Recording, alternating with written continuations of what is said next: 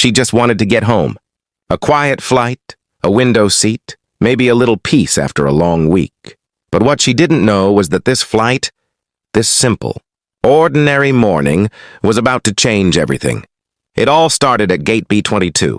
The airport was alive with the usual rhythm, people rushing past with coffee cups, children dragging suitcases, boarding calls echoing through speakers. And there she was, 16-year-old Amara Johnson, walking calmly through the crowd with her headphones resting around her neck.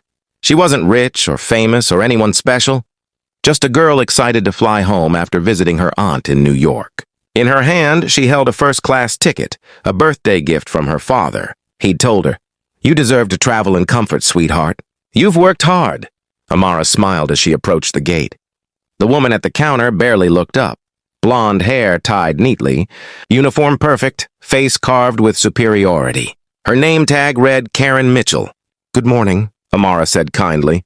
"I'm on Flight 221 to Atlanta. Without a glance?" The woman replied, "Economy check-in is over there." Amara blinked. "Oh, I'm actually in first class." Karen finally looked up, eyes narrowing slightly. "First class? Are you sure?" People nearby turned their heads. Amara's voice stayed calm. "Yes, here's my boarding pass." Karen snatched it from her hand, scanned it, and frowned. "Must be a mistake," she muttered. Amara tilted her head. "I don't think so. My father booked it directly." Karen gave a thin smile. "Of course he did." The sarcasm wasn't subtle. It was sharp, cold. Then deliberately loud, she picked up the phone. "Yes, I have a passenger here claiming she's first class," she said, her tone dripping with suspicion. "But her ID doesn't exactly match the profile type we usually have up front." The phrase hung heavy in the air. "Profile type." A few travelers nearby shifted uncomfortably. One woman whispered, "That's not right." Amara stood silently, her chest tight. She could feel eyes on her, but she wouldn't look down. Not for her. Not for anyone. After a moment, Karen hung up. "You'll need to wait here. We're verifying your information." "For what?"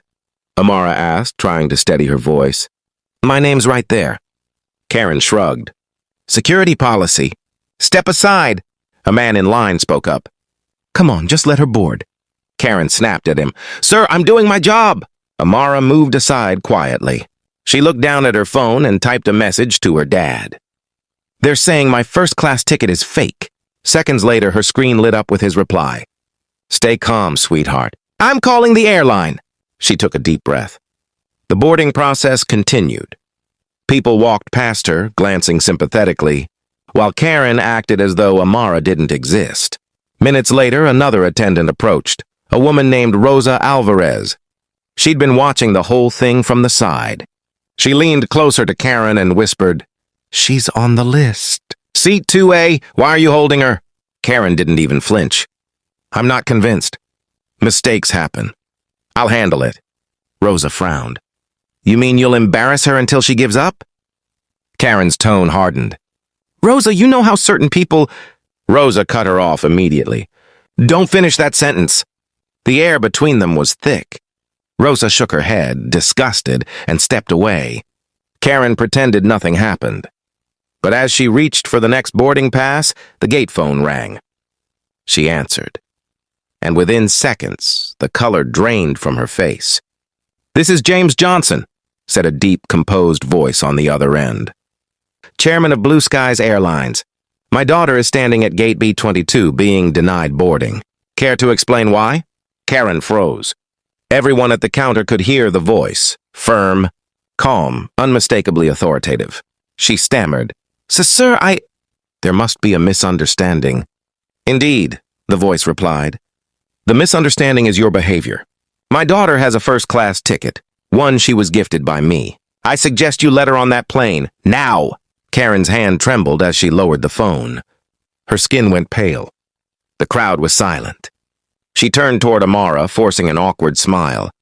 "Miss Johnson, my apologies. It seems there was a technical issue. Please write this way." Amara didn't move. Her voice was soft but steady. "It wasn't a technical issue," she said. "It was you." She took her boarding pass, walked past the counter, and disappeared down the jet bridge. Karen stood frozen, eyes following her, shame tightening around her throat. The people nearby whispered, not about Amara anymore, but about her. As Amara took her seat in first class, she looked out the window, trying to breathe through the mix of anger and hurt inside her. And at that very moment, Rosa, the other attendant, whispered to Karen, "You just humiliated the daughter of the man who signs your paycheck." Karen didn't answer. She just stood there, watching the plane door close. The narrator's voice fades in. What began as humiliation was about to become a headline, because this flight wasn't over, and justice had only just taken off. The hum of the engines filled the cabin as the doors closed. Passengers settled in, the light dimmed, and the air buzzed with quiet conversation. Amara sat by the window, hands folded on her lap. She tried to focus on the clouds outside, but the sting of what had just happened clung to her like static. Every smile she saw from the crew felt forced, every announcement hollow. Then a familiar voice broke through. "Ladies and gentlemen," said the same attendant, Karen over the intercom, her tone tight and careful. "Welcome aboard Blue Skies Flight 221 to Atlanta." Her words trembled slightly. She avoided looking toward seat 2A where Amara sat. Across the aisle, Rosa, the other flight attendant, leaned in with a quiet smile. "If you need anything, sweetheart, you just let me know, okay?" Amara nodded gently. "Thank you." The plane took off, slicing through the night sky. For a while, everything was calm. But as the seatbelt sign turned off, a man in a suit appeared at the front of the cabin, tall, confident, his presence commanding. It was James Johnson, Amara's father. Karen's heart stopped. She hadn't known he was boarding, too. Passengers whispered as he stepped closer, politely greeting the captain, then turning toward the cabin crew. "Good evening," he said calmly. "I'm here to make sure my daughter has a safe flight." Karen forced a smile. "Of course, sir." "Everything is perfectly fine now." But his eyes met hers, cold, disappointed. "No, Ms. Mitchell, it's not." The passengers sensed the tension. Some leaned forward. Others exchanged glances. Amara stood up quietly. "Dad, it's okay," she whispered. He shook his head. "It's not okay when someone's dignity is treated like a mistake." Karen opened her mouth to speak, but no words came. The silence between them was heavy. A silence that carried every insult Amara had endured, every whisper she'd heard at that gate. Finally, James spoke again, his tone steady, not loud, but every word cut deep. "I built this airline to connect people, not divide them. Every passenger deserves respect, no matter their skin, their name, or their seat number." Karen's eyes filled with tears. "Sir, I didn't mean—" He interrupted softly. "You did. You just didn't think it would matter." The cabin was silent. Even the hum of the engines seemed to fade away. Amara looked down, her father's hand resting gently on her shoulder. "Sometimes silence hurts louder than words," he said. Rosa stepped forward then, her voice calm but firm. "Mr. Johnson, I saw everything." She didn't deserve the way she was treated. "And I'm truly sorry for not stepping in sooner." Amara turned to her. "You did more than you think." "You cared. That's what matters." Karen stood frozen, trembling slightly. I'll resign when we land," she whispered. James sighed. "That's not for me to decide. But I do hope you take this as a lesson, not punishment, because change doesn't start with anger. It starts with understanding." A long silence.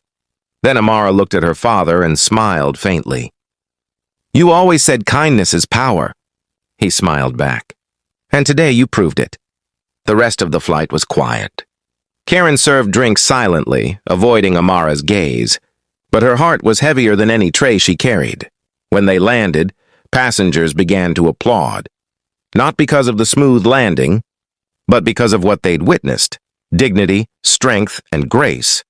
As Amara stepped out of the plane, she turned one last time. Karen was standing by the door, eyes red, holding out a small apology card. "I'm sorry," she said, voice breaking. "Truly." Amara paused, then took the card gently. "I forgive you," she whispered. "But promise me you'll never do that to another person again." Karen nodded, tears falling freely. "I promise." Amara smiled softly, then walked away, out into the light, into a world that still needed changing, but where kindness had won one small battle. Soft piano music swells fade out. The narrator's voice closes the story. Sometimes justice isn't loud. It doesn't need courtrooms or headlines. Sometimes it's just a young girl reminding the world that dignity has no color, and that forgiveness is the strongest form of power.